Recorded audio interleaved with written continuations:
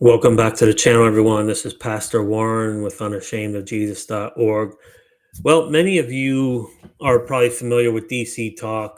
I covered this a little bit in the Michael Tait scandal, and unfortunately, even before I became born again, I was familiar with DC Talk, even as I really don't consider myself a Christian as a teenager, but I actually went to a DC Talk concert through a youth group.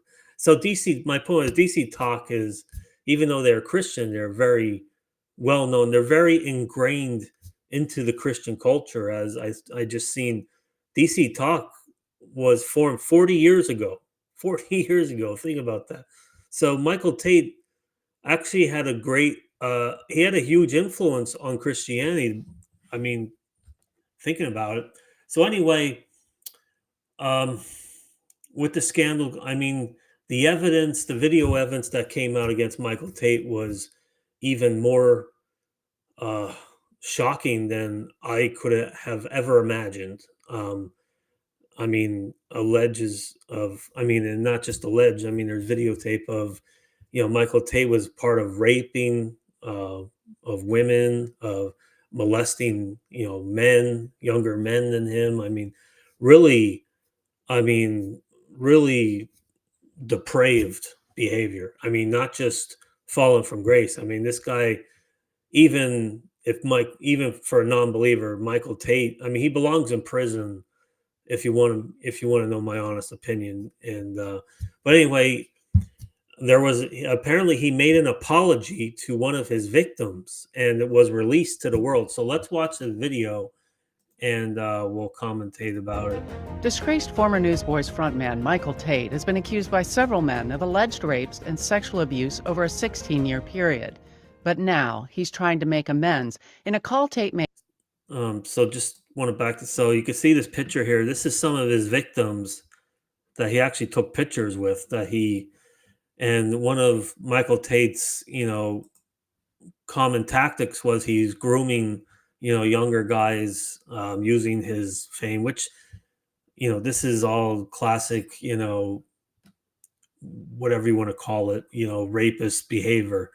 But now he's trying to make amends in a call Tait made to one of his victims, which was recorded and released exclusively to the Roy's Report. The rock star begged for forgiveness. The victim, whom we'll call Lucas, was a former session and touring musician for Tait. He told the Roy's Report that he was 19 when he met Tait at a music festival in Birmingham, Alabama in 2000.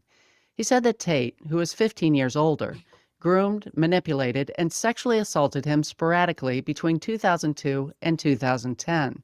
The two men drifted apart for more than a decade until July 10, 2025. That's when Tait made an overseas call to apologize. Lucas, realizing that the laws where he lived allowed him to record the call legally, did so. When I first made So let's just zone in on this. This is the phone. This is the actual phone call from Michael Tait apologizing to one of his victims. advances on you, touched you inappropriately, and it just bloomed out of control, and it got the best of me. So he says it just bloomed out of control and got the best of me. Now, I mean, there is no excuse for what Michael Tait has done. All I can say is from my heart that I'm truly sorry, man. It's I was sorry during the time, and I was sorry after the time. I never said anything about it, and it escalated to something terrible, and now it's just, it's a big mess, and I have myself to blame. In the rambling 45-minute call, Tait never identifies where everything started, but he does indicate that the impetus for the call were several stories published by the Roy's Report and The Guardian. These articles detail. And so notice that Michael Tait only apologizes after he's been exposed of his crime. I mean, it's more than just sin. I mean, what Michael Tait did is crime. He should be in jail. But he didn't apologize if he wasn't caught, right? So that's a big flag to me that he's not truly repentant on any of this. Detailed multiple allegations of sexual assault, grooming, and substance abuse by Tait. And so, the singer whom Lucas once compared to Beatles legend Paul McCartney said he wanted to make amends.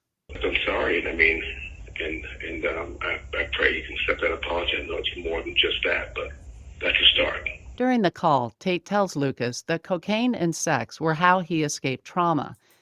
Okay, so and that's another thing is Michael Tait, besides the sexual immorality, was also on cocaine and alcohol regularly every day.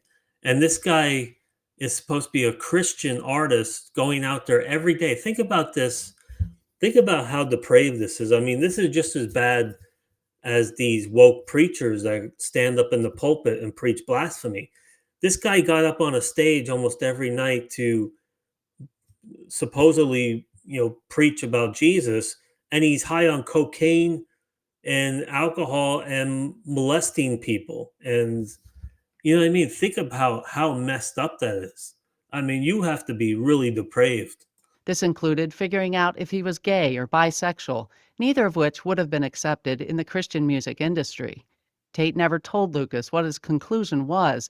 And Instead, so Michael Tait then uses that he might be gay and he won't be accepted into Christianity as an excuse to perform this behavior. Like a coward. You're a total coward. And this is what I'm talking about. Michael Tait is not repentant. He has no real remorse. He's just saying all this stuff because now he's been caught. And notice now he wants to kind of use the whole gimmick of, well, I'm discriminated against because I was gay, therefore I behaved this way. No, it doesn't. It's not going to stand, especially at the throne of God. he focused on his cocaine addiction, calling it an apex predator. I just did cocaine and ran to the next thing.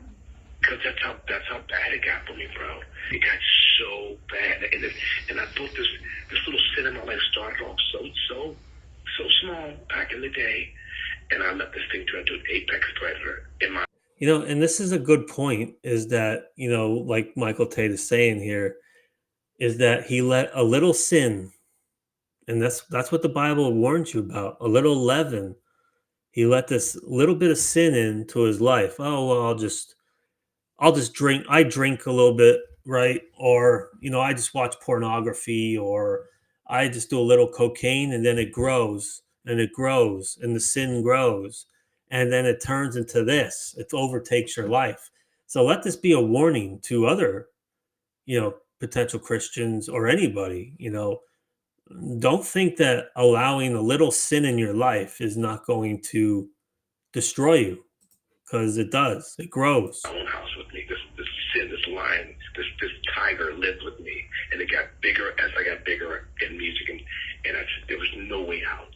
Tait admitted harming other victims, but insisted he didn't drug a 23-year-old woman in Fargo, North Dakota in 2010, as a Roy's report previously reported. According to this woman, a Newsboys crew member sexually assaulted her after. Yeah, see, this is the video I was talking about that I saw. And so what's going on here is, here's Michael Tait, and this guy's, I believe, a roadie, and they're obviously high or drunk out of their mind. And this woman was on tour with them. I forget what her position was, but they got her drunk or drugged her, and then this guy took her in the room, and Michael Tait's kind of orchestrating all this. And I don't know if he assaulted her also, but this guy supposedly raped her, and Michael Tait was orchestrating this, or I don't know if he was part of it also. I mean, there is some really serious sin that happened here. Tait gave her a drink and she became incapacitated. See, Michael Tait gave her a drink and then she became incapacitated. So he put something into the drink that she's given him. But it also has to make you wonder and think about, this is supposed to be a Christian rock band. This is supposed to be Newsboys. And here they are, they're partying like any other rock band, right?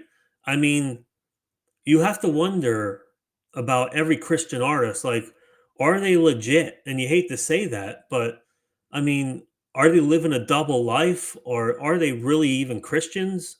But Tate admitted in the call he's glad he got caught for some of the things that he did. I'm glad consequences came. I'm glad as hard as it is on everybody, on the band, we've lost everything, dude. It's deserved. But the band's done, the management's done, the band manager's done. It's bad. And I'm sure we know what's going on in America. We don't know for the articles, but it's bad. But that said, it took that to get me to my knees, and it sucks. I hate it with everything in my body. I'll go to my grave with that. I'll go to my confessions. Like, that's the worst. It's horrible. It's horrible. It's horrible.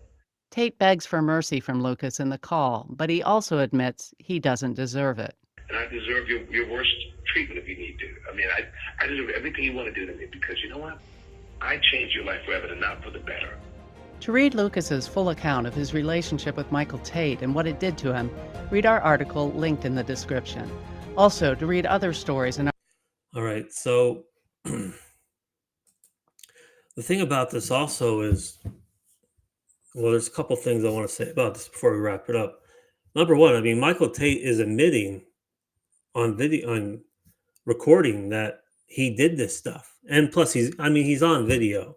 Like we saw that the rape incident that happened at that hotel. I mean, there's no way you're going to deny your part in that.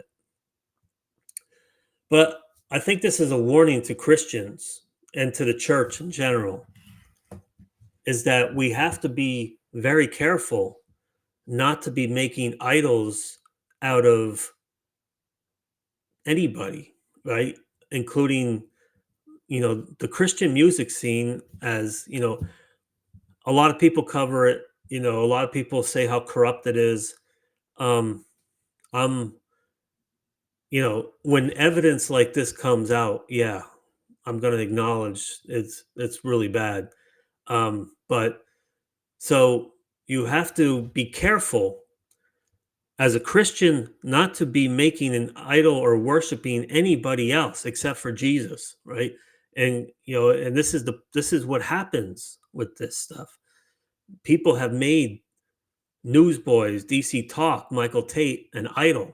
They elevated him to a rock star, and it destroyed him. And how many people's other lives has it destroyed? And this doesn't just apply to Christian music. It also applies to the church, to Christian pastors, Christian leaders, evangelists, whoever, apologists. Don't make idols out of anybody. Okay? I don't care who they are. Nobody is greater. We must make him greater and us less, right? He must increase and we must decrease, right? That's what John the Baptist said about Jesus.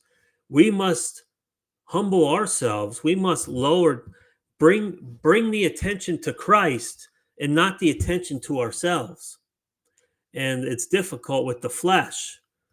And it's easy for us to get carried away. But let this be a very strong warning about idolatry in the church and idolatry within Christianity. And understand it's all about Jesus at the end of the day, and everything that they're doing. The only reason that, Michael Tate or any of these guys ever got the opportunity to do any of this stuff was because of the God. God gave them the opportunity, and they squandered it to pursue the flesh, the lust of the flesh. So let me know what you think in the comment section. Did you grow up with DC Talk Newsboys? I know I did. I'm sure most Christians did. And what are your thoughts and opinions about it? And what are your thoughts and opinions about Christian music in general? All right. Read your Bibles. God bless.